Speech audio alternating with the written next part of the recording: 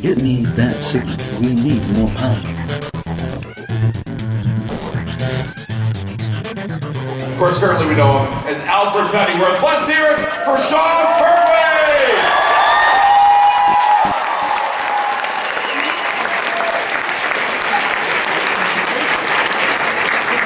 And this next gentleman, he got his big break on a very popular show called The OC. He's also been a rookie detective, hotshot rookie detective on Southland. And now we will know him as the other guy who will keep the Batman in line. Our eventual commissioner. Let's hear it for Jim Gordon himself, Ben McKenzie!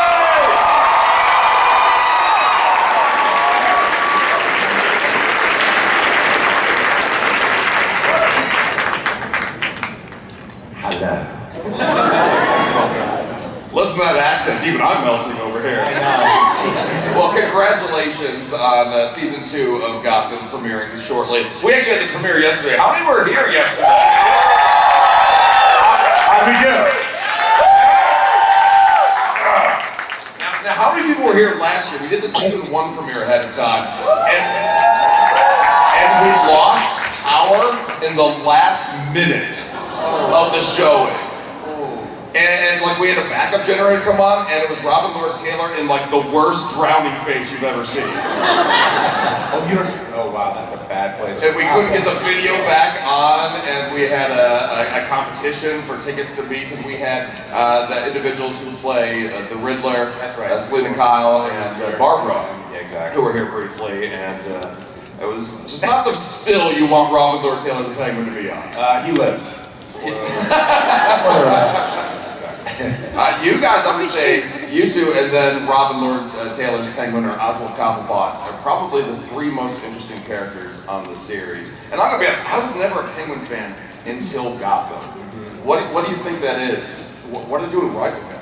Well, I think it's his performance first and foremost, and then I think what's great about the series is that it's an origin story for not just the heroes but the villains as well. And I think it humanizes the villains. You actually see how these really messed up people became really messed up villains. You know, they suffered traumas in their life. You know, Oswald starts off as just the lowest level kind of grunt for Fish Mooney, and you know that constant sort of barrage of hatred towards him, you know, having to sort of eat you know what on a daily basis makes him all the more motivated to become powerful. And so I think it's really sort of endearing, you know, what he does with it. I think that's why people love Robin as Penguin.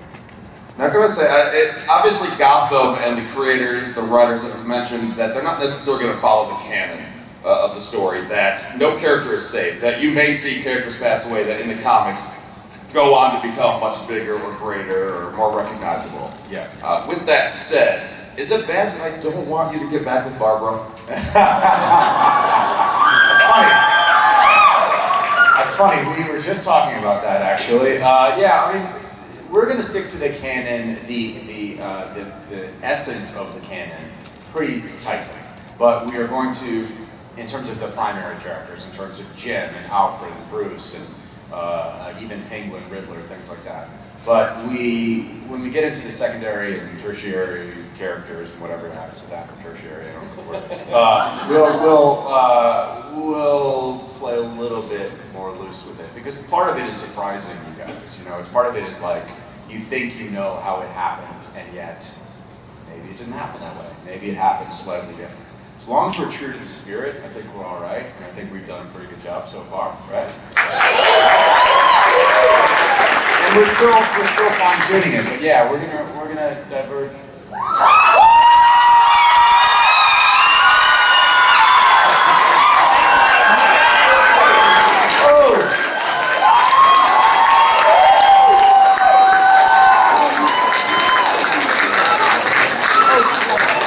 Sit.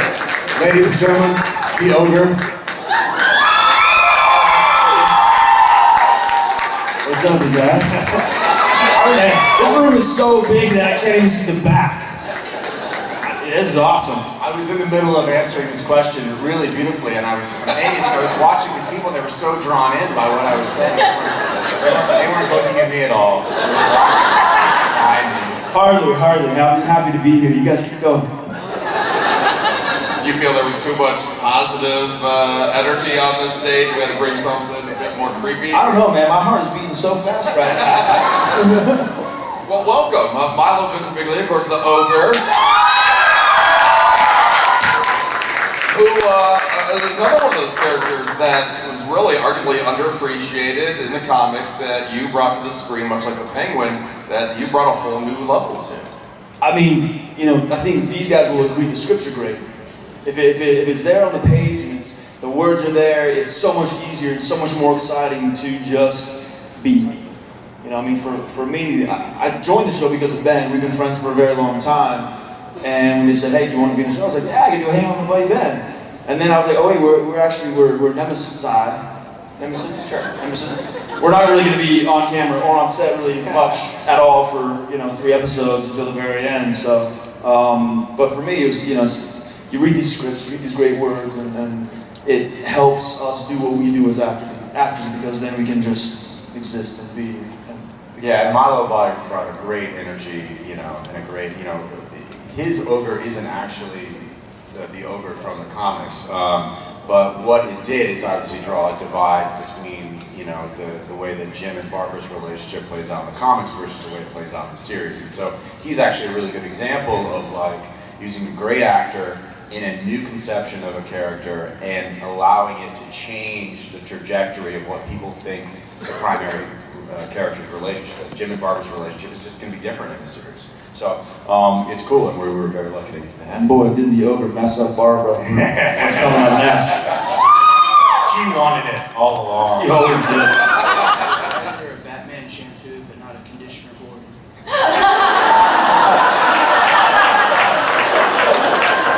And he drops the mic. Well done, sir. I'm going to work in some product placement deals at some point. Conditioner, Gordon, that's great. Nobody thought of that. That was brilliant. Yo, man, you better market that right. Get the trademark on that. Hi, my question's for Ben. I was just wondering, what did you find most difficult about playing a police officer? I'm actually a police officer in real life, so I always like to, I think you do a pretty good job at it, so I'm just curious what you found. Thank you. Thank you for your lukewarm Well, first of all, thank you for your service, and I did a show called Southland before this. I actually worked on that show as security. What's that? I actually worked on the show as security. Oh, you did? You guys were on location. Oh, wow. Yeah, cool. Awesome. Good to see you. You weren't an officer yet, I guess. No. Got it. Because you learned by watching Camp on Internet. Anyway, we trained with the LAPD very closely, actually. We were trained by ex-LAPD officers, a husband and wife team. Sheila and Chick Daniel. Sheila was a training officer, or was an officer in the academy who trained the cadets, and Chick was in SWAT and was a long-time member. So anyway, we trained firsthand. We did ride-alongs. We did a lot of stuff where we learned all sorts of tactical maneuvers. We just try to do it, approximately correct.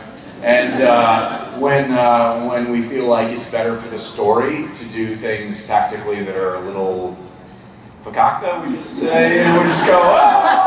whatever. They decided to do it differently. But it's great. We were trying to bring a certain amount of realism here for you guys, so that when you watch the show, you think, wouldn't it be cool if this world really existed and these characters played straight?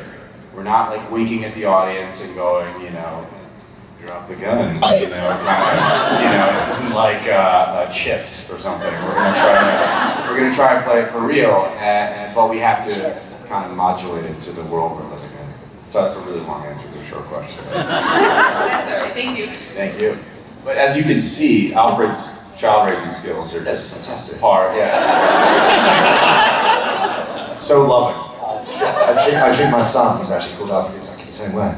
Oh wow. Hasn't talked to me in a year. I want to see Ben McKenzie in Bat too. I totally do. I would buy a ticket to that. Are you kidding me? Dude, I'll give you your money afterwards. Thank you. Awesome. Hi, my question is for Sean. I was wondering, how does Alfred balance being Bruce's butler and also taking in these new parental responsibilities? Badly. Very, very badly.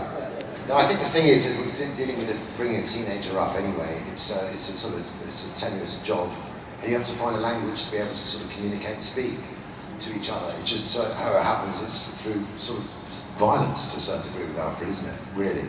But so they find a way of acceptance, and I think we'll see in season 2, it becomes more, in a way, bizarrely loving, but more contractual as well. There's a big arc. I don't want to give too much away, but there's this big arc where he grows up very, very quickly, and it's how Alfred decides to be within his life. You know? So you'll have to wait and see. Thank you. Sorry about that. It's a pleasure. Yeah. Okay, I'm so glad that you're all here. The show is awesome. I love all of you. And this is my question. We know about Operation Good Guys. Now tell us about Operation Bad Guys. What are you going to do with all these villains this year? It gets very anarchic. It gets very chaotic. You know, the first season was about these crime families, the Maroni and Falcone crime families that ruled Gotham in sort of the old days. And at the end of the first season, we saw that superstructure fall apart, or get torn apart, get blown apart by Penguin and other forces. So with those guys dispatched, the city is lawless, and into that power void comes young Mr. Penguin. And at the same time, he has to fend off rival villains. We have this new villain for this season that you saw last night, if you caught the episode. Theo Gallivan comes in with his sister Tabitha, and he may be up to no good. We also have the emergence of the Riddler. We have a lot of villains who will be appearing this season, such as Mr. Freeze. We'll see the origins of Firefly. You know, they're not working in concert yet. They're not working together per se. They're fighting over this turf. But the net result for the GCPD is, you know, it's like you're playing whack-a-mole. It's like trying to keep up with all these guys. But the good guys have help too. Michael Chiklis is joining the show. Shield. Yeah. He's, you know, one of my favorite actors and an amazing actor, a great guy.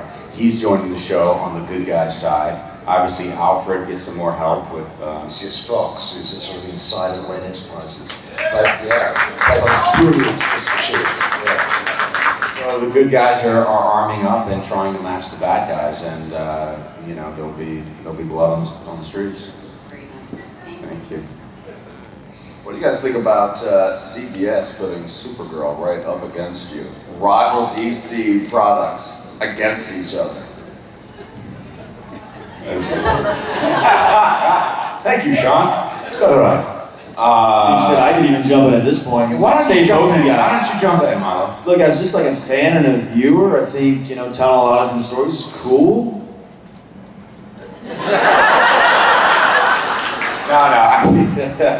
Thanks. That's not I really just, I mean, yeah, like you passed me the ball. No. I popped it. The truth of the matter is, like, obviously the TV landscape is enormous at this point, and there's a million shows that people can watch, and it's a democracy. People get to watch what they want. So, you know, it's certainly time to have a female superhero. I mean,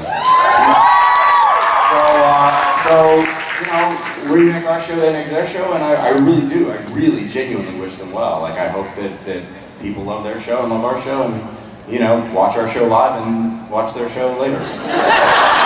DVR Supergirl, watch Gotham. Well, I'm a little competitive. Makes sense. Not all kumbaya. I don't know if you've been keeping up with it, Mr. Pertwee, but how do you think Peter Capaldi's been doing as the new Doctor? Well, you know I'm a huge fan. I'm a massive fan of Peter.